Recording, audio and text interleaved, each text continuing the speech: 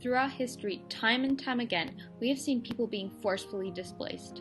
Whether it's due to war, a result of politics, disease, or famine, people have had no choice but to leave everything behind, to flee to somewhere they can feel safe. And it's happening again, right now, in India.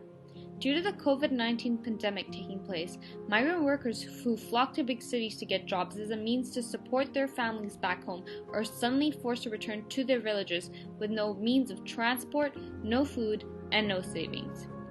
These workers are forced to go back with only the clothes on their backs and whatever few belongings they can manage to carry.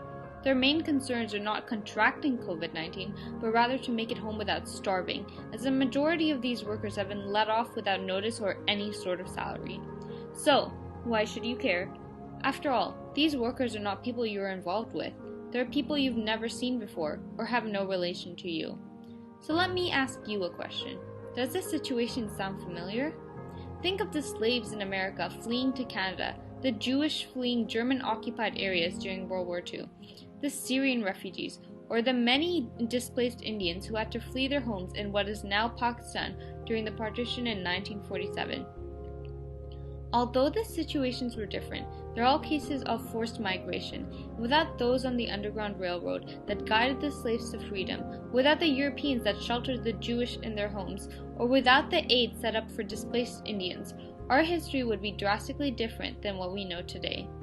My point is that by helping these people, we can change history.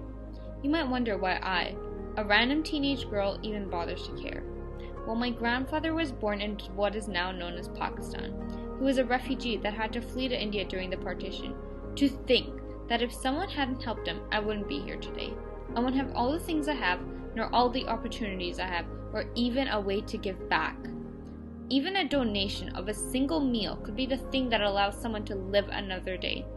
We can help them get back on their own feet and survive on their own, just like people have done in the past. That's why I care. And I guess why you should too.